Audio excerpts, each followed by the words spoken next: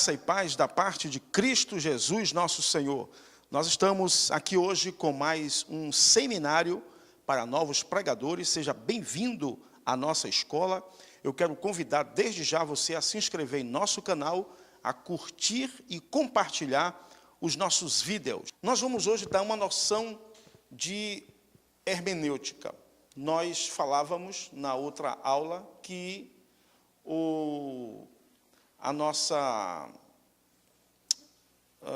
falávamos sobre a necessidade, por que, melhor dizendo, a gente precisa interpretar ou saber interpretar a Bíblia, a palavra de Deus.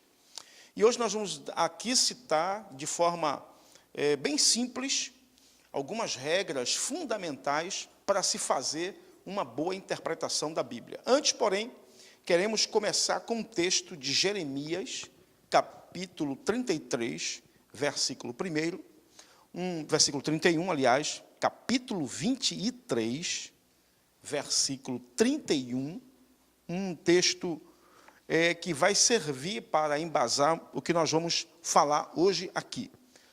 Ele diz assim: eis que eu sou contra esses profetas, diz o Senhor, que pregam a sua própria palavra e afirmam, ele disse.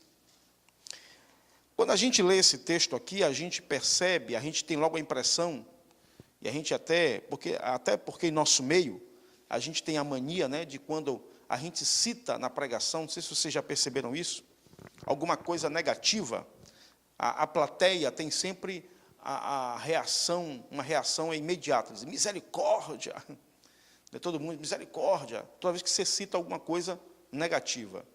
E quando a gente lê esse texto, dá a impressão que a gente vai dizer também isso, misericórdia. Quem é que pode dizer a sua própria palavra e depois falar que Deus disse? Quem é que pode fazer? Quem é esse louco? Quem é esse insano que prega uma palavra sua, algo que sai da sua mente, da sua cabeça, e depois diz que foi Deus quem mandou dizer? Todos nós podemos cair nessa armadilha. Todos nós. Alguns o fazem por maldade.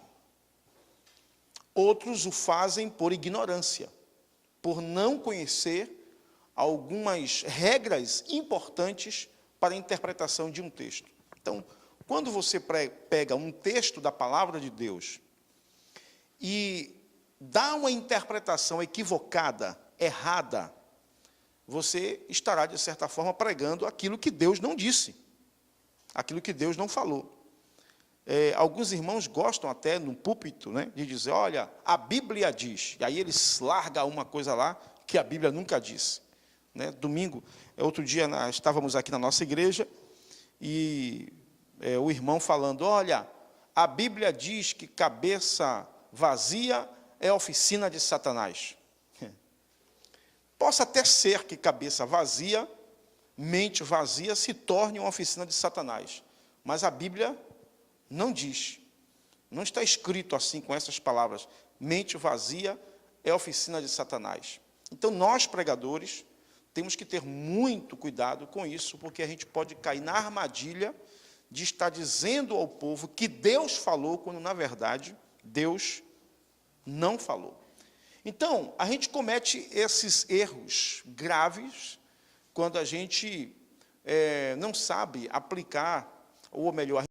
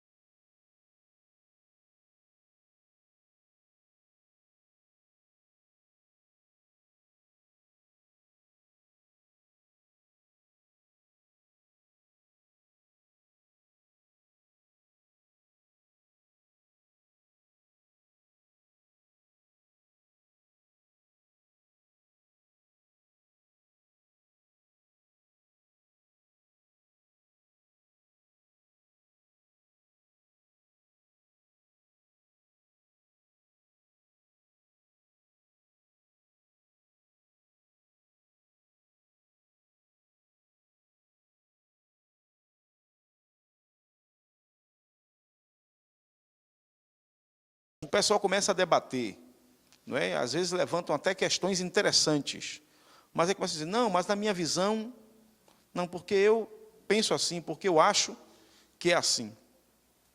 E o exegeta, que é você, é o cara que faz a exegese do texto, e a gente depois vai aprender o que é exegese, porque a exegese é uma ferramenta da hermenêutica. O bom hermeneuta, o homem que sabe interpretar bem a Bíblia, dificilmente ele vai usar a expressão eu acho, eu entendo. Ele vai dizer, o texto bíblico dá a entender, quando existem textos obscuros que a gente não consegue chegar a um senso comum, então a gente vai evitar esses termos, eu acho, e a gente vai dizer como? A gente vai dizer o seguinte, o texto parece que quer dizer isso. O consenso acerca, nós estamos no século 21, não é isso? Então imagine que já houve debates, já existem vários debates acerca dos assuntos mais discutidos na Bíblia. Então, hoje a gente dá para perceber que já existe um senso comum em muitos assuntos. Por exemplo, eu coloquei até no meu Facebook uma frase dos pseudos intelectuais. Eles chegam nos grupos de WhatsApp, em algum grupo assim, e começam a debater, olha, qual foi a marca de Caim? Esse é um tipo de discussão que já vem sendo feito há muito tempo. E essa já é uma questão elucidada para muita gente. Mas o cara começa a discutir como se aquilo ali, ele estivesse descobrindo a roda.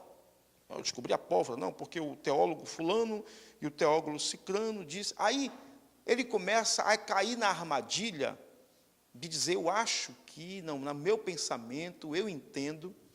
E nós vamos aprender hoje que na Bíblia, quando se trata de interpretação de texto sagrado, não existe essa de eu entendo, ou melhor, de eu penso, eu acho. Porque a Bíblia interpreta a própria Bíblia. Ela tem uma interpretação só, e o bom pregador tem que descobrir qual é esta interpretação. Qual é o senso comum acerca daquele texto. Então, a Escritura não é de particular interpretação. É o que Pedro está dizendo na sua segunda carta, no capítulo 1, versículo 20 e 21.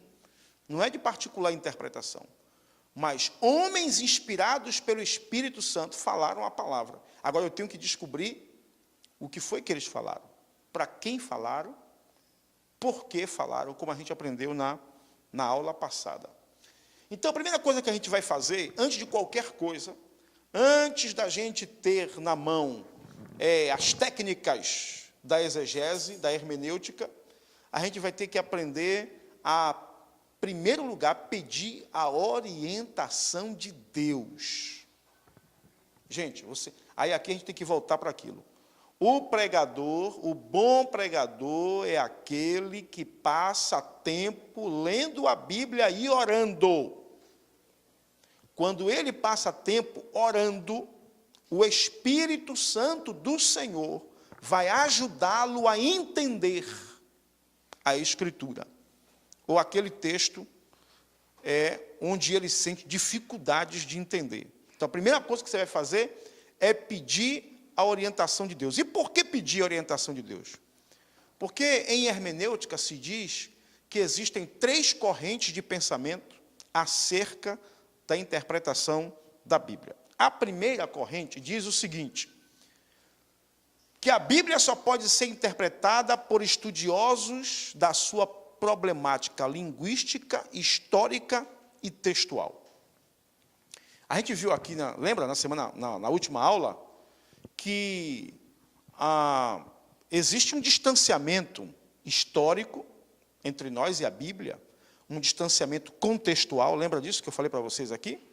Um distanciamento linguístico, um distanciamento autorial. Então, a Bíblia tem uma complexidade relacionada com a linguística, relacionada com a história e relacionada com o próprio texto.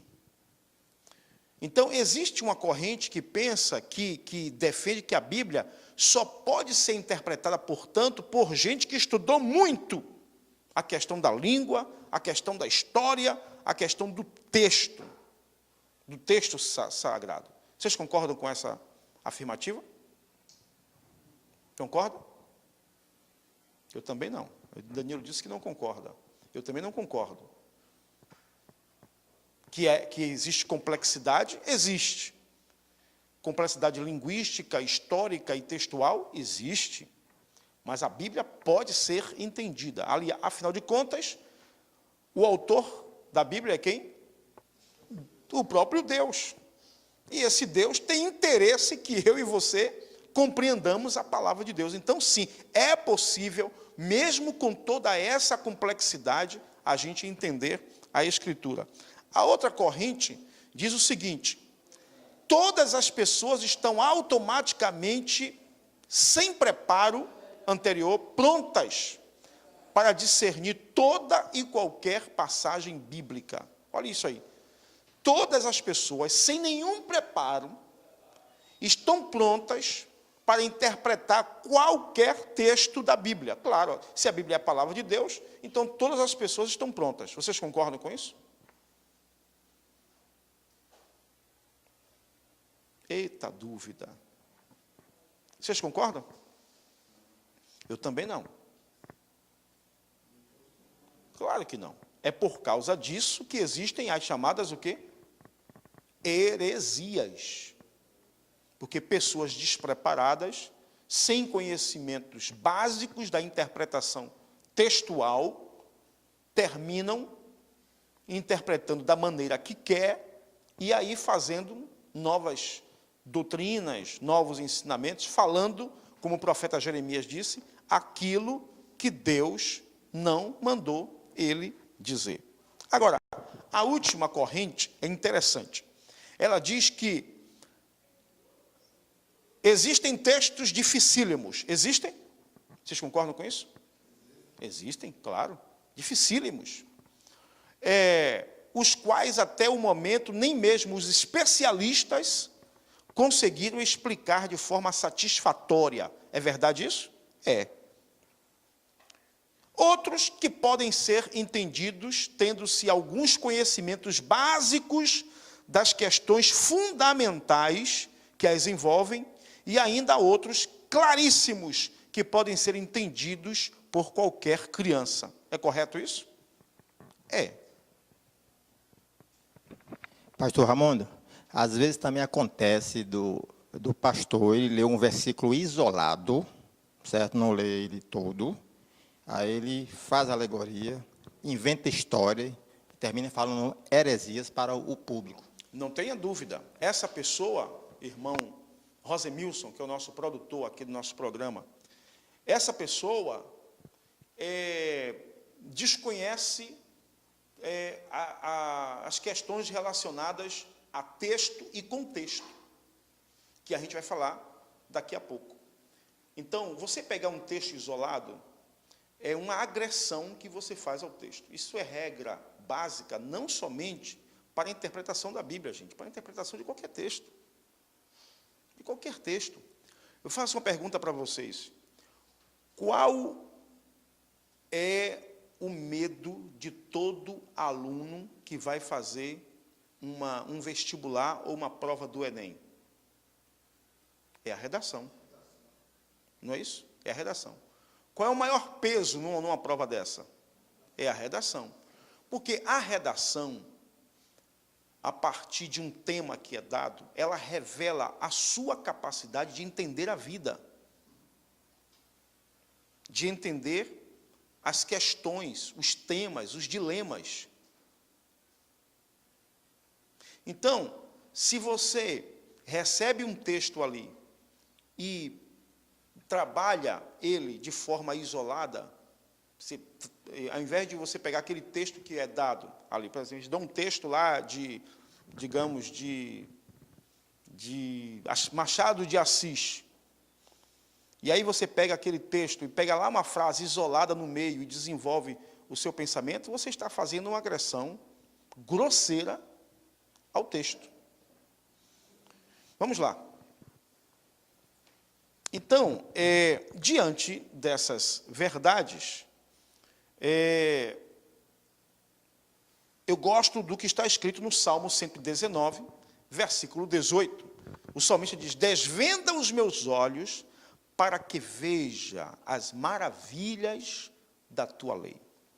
Então, isso aqui está relacionado com a primeira lição que estou dando para vocês, que é pedir a orientação de Deus. Hoje eu estava aqui com o meu amigo, pastor Evandro, nosso vice, aqui no setor, lendo Ezequiel 43, e o versículo 10 em diante me deixou intrigado. Então, eu compartilhei com o pastor Evandro esse texto, e disse ele: pastor Evandro, depois esmiúce, vá, leia, para poder ver se o senhor me ajuda a elucidar o que é que Deus quer com essa coisa aqui de estatutos. Esta é a lei da casa, a lei da casa. Eu estou com a Bíblia aberta aqui nele.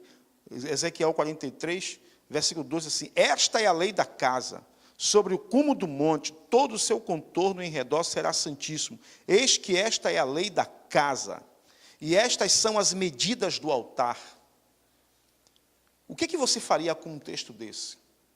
O que ele quer falar para a gente? O que Deus queria falar para Israel através desse texto? E esse texto vale para a gente hoje, serve para a gente hoje. Então, eu não posso simplesmente pegar o versículo 12 aqui e começar, né, uma história mirabolante, sem primeiro eu ler. Aí eu vou ter que fazer o que aqui nesse caso? Eu vou ter que ler o capítulo todo. Se eu não conseguir ler o capítulo todo, eu vou ter que ler o livro todo. É o que a gente vai aprender daqui a pouco sobre contexto. Vamos lá.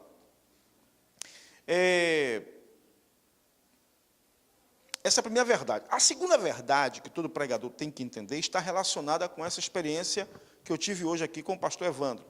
Eu fui conversar com ele para ver se ele tinha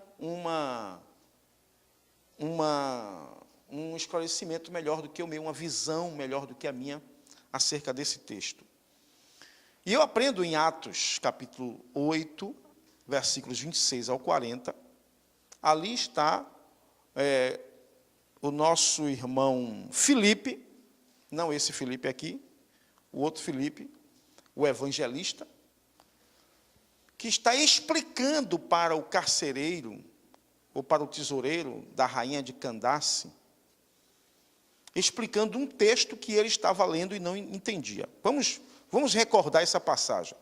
A Bíblia diz que quando Filipe se aproximou da carruagem desse homem, ele estava lendo o livro do profeta Isaías, sim ou não? Não é isso? Como é que dizia lá o texto, vocês lembram? Ele foi levado, né, como cordeiro ao matadouro e tal. E aí o tesoureiro faz uma pergunta: de quem, olhe só a pergunta, de quem Isaías está falando? Dele mesmo ou de outra pessoa? Olha a pergunta. Então, o que a gente aprende aqui nesse texto? Primeiro, o etíope foi humilde para pedir ajuda. Ele reconheceu que precisava de ajuda para compreender aquele texto. Gente, olhe para mim. Na vida, sempre vai ter gente que sabe mais do que a gente. E o pregador tem que ter humildade para não sair por aí falando loucuras. Quando ele não orar e não conseguir uma resposta, não há problema nenhum ele consultar uma pessoa que saiba mais do que você.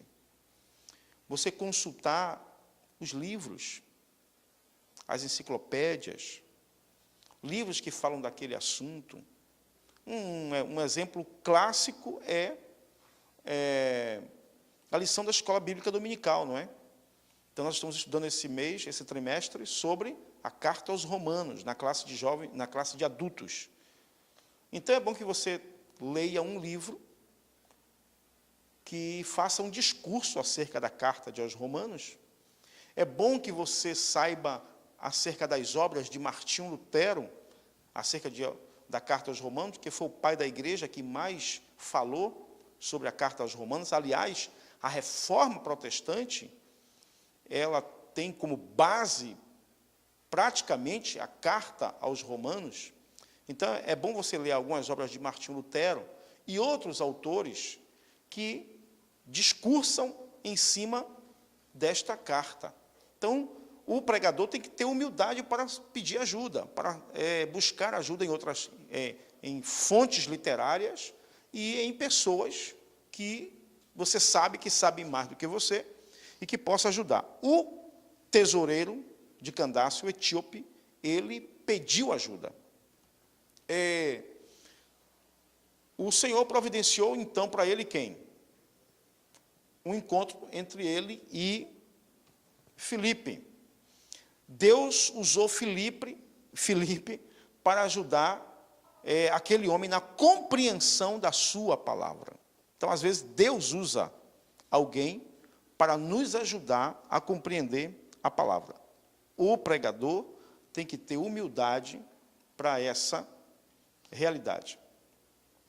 A segunda coisa que a gente vai aprender aqui é que nós temos que aprender a abordar todas as passagens com humildade. Filipe lá é pregador, né? Aí Filipe assim, não, aqui o Salmo 23, quem que não entende o Salmo 23? Uma criança entende.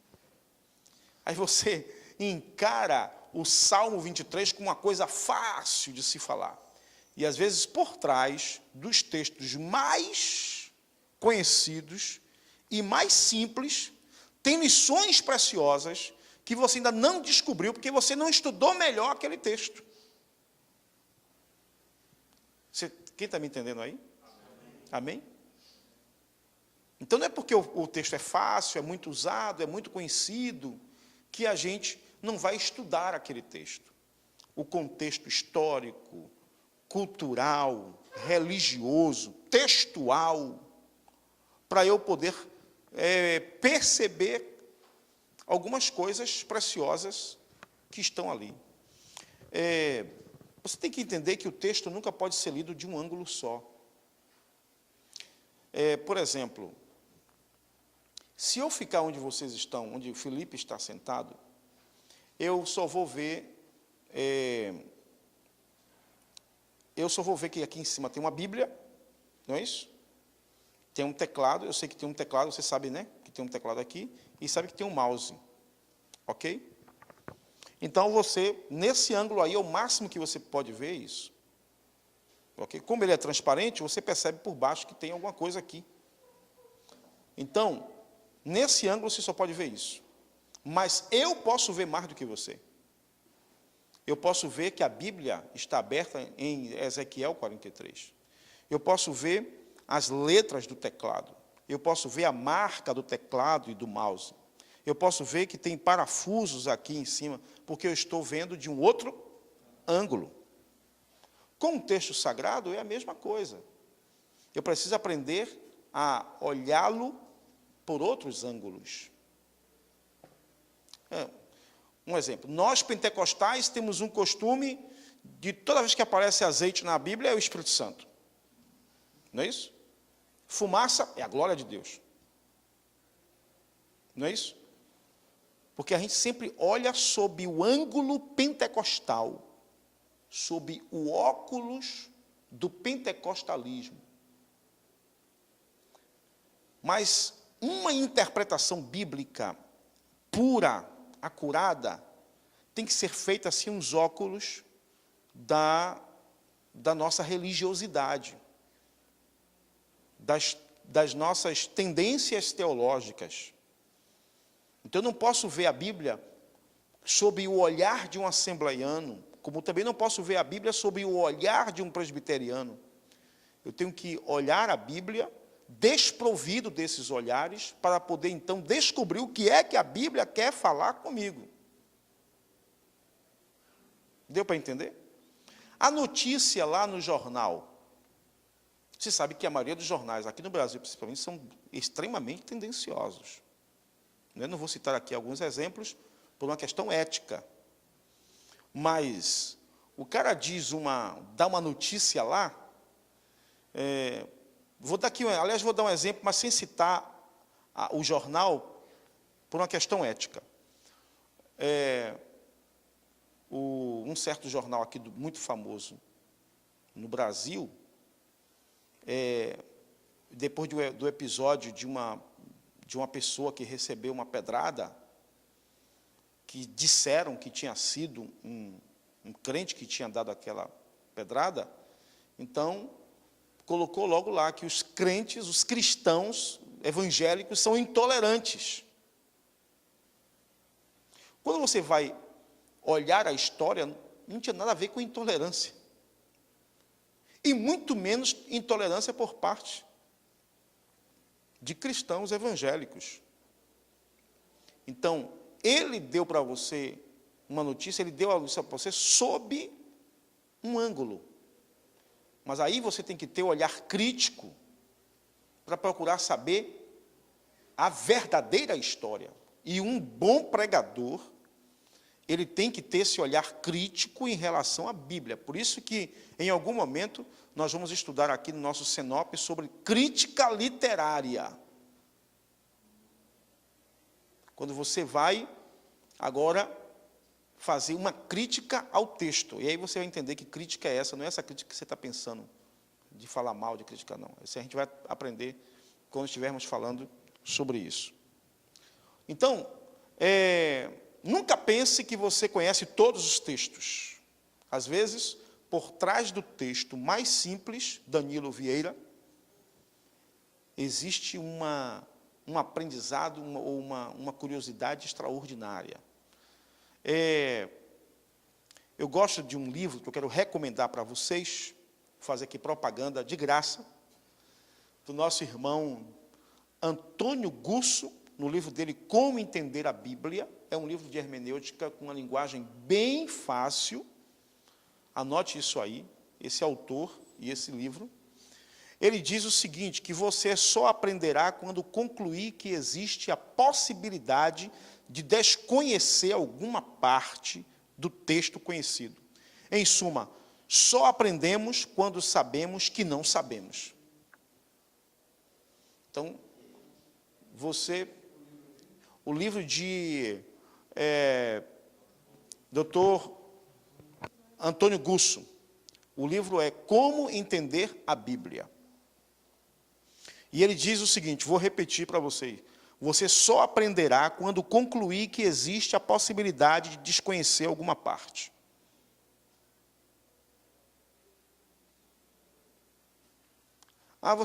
Eu conheço Salvador. Você acha que você conhece Salvador? Eu fui numa igreja ontem, meu irmão, que eu nunca imaginava que ali dentro tinha uma igreja Assembleia de Deus. Eu quero mandar até a paz do Senhor lá para meus irmãos de Baixa do Petróleo, lá em Lobato. Uma rua assim que entra assim, depois entra assim, depois entra assim. Tal. Aí chega lá na igreja. Aí eu digo, não, eu não conheço Salvador. Eu moro aqui em Salvador, sou soteropolitano com muita alegria, já visitei algumas capitais do nosso Brasil, não tem capital mais bonita do que Salvador, embora todas as outras também sejam bonitas, mas como bom soteropolitano, Salvador, para mim, é a capital mais linda desse país, mas eu não conheço toda a capital. Às vezes, o texto sagrado é assim, você não conhece todo o texto, o que está por trás daquele texto. Pois não? Quer dizer, então, que a partir do momento que você desconhecer alguma passagem da Bíblia, você começa a entender ela, é isso? Não. O que eu quero afirmar é o seguinte, que às vezes aquele texto, que é muito conhecido, tem coisas acerca dele que nós desconhecemos. Vou dar aqui um exemplo, irmão Rosemilson.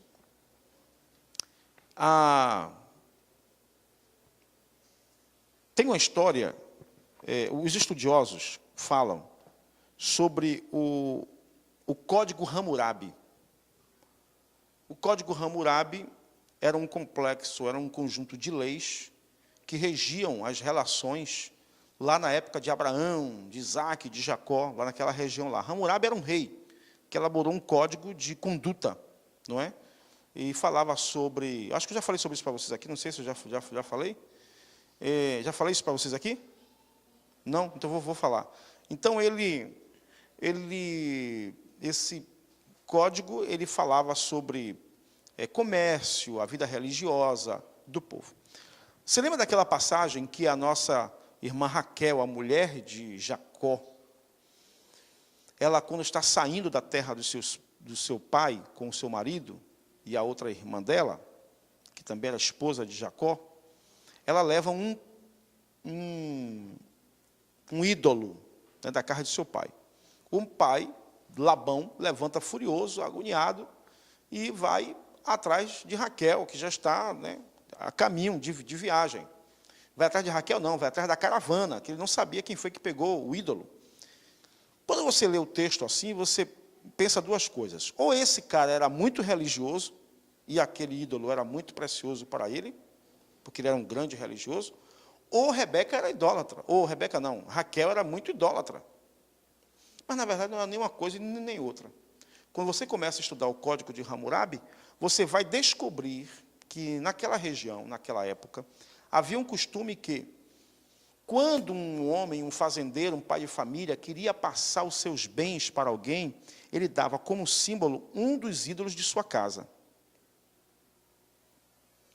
Então, se você sai da minha casa com um ídolo meu, provavelmente dado por mim, mais tarde você pode voltar com esse ídolo e requerer os meus bens, ou parte dos meus bens, porque ele é a prova que você herda através daquele ídolo.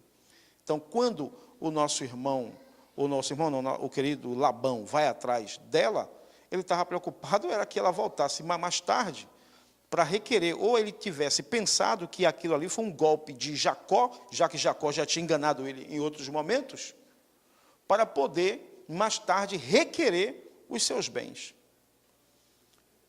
Eu não sabia disso, porque o texto sagrado não diz. O texto sagrado não fala, mas quando você vai estudar tudo que se relaciona àquela época, aquele momento em que aconteceu aquela história, aquele episódio, você vai aprender uma coisa que você não conhecia acerca daquele texto, antes de você sair chamando Raquel de idólatra. Entende-se, portanto, subentende-se que talvez Raquel quisesse sair dali, até porque antes dela sair, ela tem uma conversa lá com Jacó, e Jacó dizendo para ela, olha, seu pai me enganou aí algumas vezes e tal, não dá para a gente ficar mais junto. E talvez Raquel quisesse, depois, eu tenho direito a algumas coisas aqui dessa casa, e talvez eu possa voltar mais tarde, tendo o ídolo como prova de que essas coisas aqui são minhas. Então, são especulações que se fazem a partir de registros, de documentos, que justificam a atitude daquela pessoa naquele episódio. Deu para entender mais ou menos? Então, vamos lá.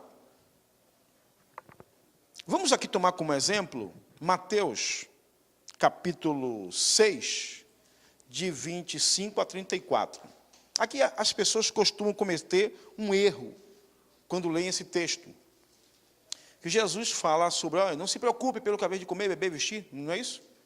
Não se preocupe pelo que haver de comer, beber, vestir e tal, a partir do versículo 25, porque o Pai Celestial cuida de vocês, não são as aves melhores do que vocês, etc. E tal. Aí no final do versículo 33, Jesus vai dizer, mas buscai primeiro o reino de Deus e a sua justiça, e todas estas coisas vos serão acrescentadas. Bem, o desavisado que lê o texto por cima, ele vai pensar o que logo? Alguns lê assim, mas buscar primeiro o reino de Deus e a sua justiça, e todas as coisas vos serão acrescentadas. O texto nunca disse todas as coisas. O texto diz todas estas coisas. O texto diz como? Todas estas coisas. Quais coisas? Comer, beber e vestir. Então o texto não está prometendo todas as coisas para a gente. O texto está prometendo que as necessidades básicas serão supridas por Deus quando você buscar em primeiro lugar o reino de Deus. Então, é uma lição sobre você aprender a descansar em Deus. Quando você busca em primeiro lugar a Deus, Deus vai cuidar de você. Então, é um texto conhecido? É, mas a gente corre o risco de cometer. Filipenses, capítulo 4, versículo 13. Diz como lá: posso todas as coisas naquele que me fortalece. Mas que todas as coisas? Não, pastor, eu posso comprar um carro, eu não tenho nenhum dinheiro, mas eu vou lá na concessionária, pela fé, o meu salário não dá para pagar a mensalidade, a parcela do carro, mas posso todas as coisas naquele que me fortalece. Que loucura, você é doido. A Bíblia não está dizendo isso. Mas muita gente, já vi muitos pregadores falando isso. Você pode todas as coisas, se levante nesta noite. Não, eu não posso todas as coisas. Agora, a questão é a seguinte também, desse versículo que o senhor falou aí, tem que obedecer a Deus, estar em santidade e ter intimidade com Deus. Em qual versículo você está falando? Do Mateus 6,33. Sim, não tenho dúvida. Buscai primeiro o reino de Deus e a sua justiça, e as demais coisas vos serão acrescentadas.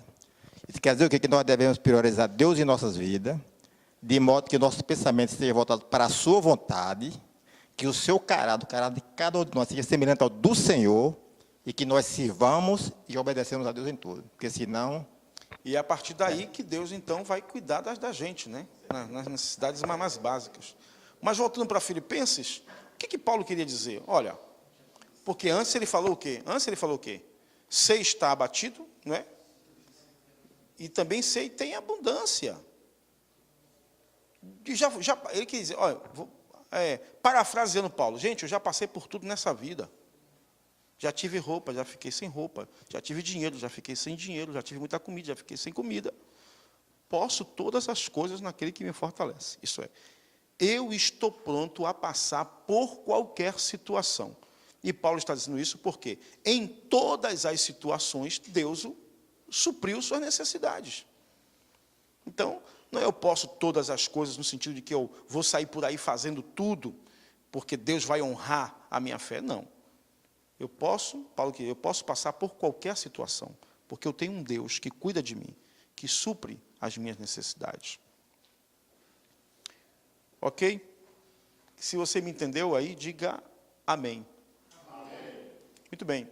A terceira coisa, a gente vai terminar com isso, porque nós temos agora poucos minutos, não é? Então, nós vamos... observe o texto com muita atenção. Observe o texto com muita atenção. Uma das formas de você fazer isso é você lendo várias vezes o texto, de forma pausada e corretamente. Um bom pregador tem que entender que esse texto que você lê aqui na Bíblia, isso aqui tem vírgula, gente, tem ponto e vírgula, tem ponto parágrafo. Você não pode sair por aí atropelando todas as pontuações que tem a nossa gramática, porque você pode cometer sérios erros. Então, para você compreender um texto, você tem que primeiro faça a leitura várias vezes daquele texto. Às vezes, quanto mais você ler, mais coisas chegam à sua mente. Consulte várias versões da Bíblia, se possível, na língua original do texto. Para quem gosta aí de estudar grego, aramaico e hebraico, se você não domina o original, a língua original, a maioria de nós não dominamos, então você tem que estar com bons livros que lhe aproximem, né, desse original. Então, a gente vai aprender que um texto sagrado, quanto mais moderna a versão, mais distante do original. Quanto mais antiga a versão, mais perto do original.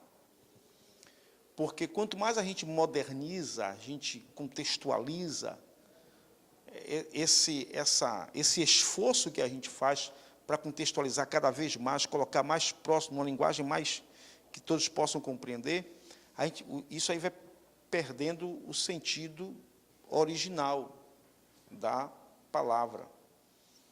Então, por isso, leia várias versões, principalmente as mais antigas, elas estão mais próximas do original, para você poder compreender o texto. Nós vamos... anote palavras e termos difíceis ou desconhecidos que possam surgir naquele texto. Cite aí um exemplo de uma palavra difícil. Você chega lá, pastor, o que é isso? Que palavra é essa? Isso quer dizer o quê? Isso é um lugar? Isso é um nome de gente? Isso é uma... O que significa isso? Não é? Então, anote esses termos difíceis. Consulte um bom dicionário, mapas e outros auxílios. Consulte um bom dicionário. Veja lá um atlas muito bom, e tenha outros auxílios. Procure conhecer o contexto histórico e cultural da época em que o texto foi escrito, o que acontecia na época política, social, econômica e espiritualmente. Por exemplo, muita gente pergunta, onde estava Daniel no episódio da fornalha ardente? Por que Daniel não estava lá? Alguns explicam que Daniel era responsável por várias províncias do reino da Babilônia, e, portanto, talvez ele estivesse em alguma dessas províncias, trabalhando a serviço do rei. Outros dão outro tipo de explicação. Então, procure conhecer o fundo da história, o pano de fundo da história. O que estava acontecendo enquanto aquele episódio acontecia. Observe o texto de todos os ângulos, o que eu já falei aqui, buscando as palavras-chave, as que mostram a base central do assunto e o significado da passagem como um todo. Existem palavras que amarram um texto, e o cerne do texto, a ideia do texto, às vezes, está ali naquela palavra. Ok. Nós temos ainda alguns minutos. Nós vamos, na próxima aula, portanto, falar sobre contexto e texto. Estudar sobre contexto e texto. Então, Deus abençoe a sua vida de forma especial. Não esqueça que você é um pregador da palavra de Deus. Você não sobe no púlpito para falar outra coisa que não seja a palavra de Deus. Se você tem essa tarefa, essa chamada, você que está nos assistindo agora, tem essa chamada para pregar a palavra de Deus, a Bíblia como ela é, então você tem que dizer o que ela está dizendo. E para dizer o que ela está dizendo, você tem que ser humilde para poder estudar esse livro. E uma das formas mais que vai lhe enriquecer, que vai lhe ajudar a você entender melhor esse texto, é você conhecer, obedecer essas regras básicas mas que são fundamentais para uma boa interpretação da palavra de Deus. Você não deve estar preocupado, porque nós pentecostais temos essa preocupação, né? Se o povo vai dar glória a Deus, se o povo vai chorar, né? A gente fica, ó, se o povo não deu glória a Deus, a gente sai de lá arrasado. Meu Deus, foi o que eu falei, meu Deus. Ninguém deu glória a Deus. Aprenda, nós não temos compromisso com as reações emocionais das pessoas. Se alguém chorar, irmã Argolo, deve chorar por uma obra do Espírito Santo, feita na vida dessa pessoa, através da palavra que você pregou. Então, não precisa você ficar se esforçando, receba, receba, receba. Não precisa ficar se esforçando para isso. Tem muitos pregadores aí usando desses procedimentos, desses mecanismos, para poder fazer, para quê? Para depois ser convidado de novo. E o homem que é chamado por Deus, que é sustentado pelo Espírito Santo, ele não precisa se preocupar se ele vai ser chamado de novo ou não. É Deus quem te honra, é Deus quem... Ah, pastor, mas eu dependo disso, sabe, eu vivo disso para sustentar a minha família, porque... Então, se você foi chamado por Deus, Deus vai cuidar de você. Tenha compromisso com a palavra de Deus. Um dia eu cheguei numa igreja, e eu era missionário, cheguei naquela igreja para pedir ajuda para construir uma igreja, e aí eu falei para o pastor, mostrei a minha necessidade, disse, pastor, a minha necessidade é essa e tal, eu vim aqui pedir uma ajuda à igreja, e aí o pastor falou assim, meu filho, faça o povo chorar e deixa o resto comigo.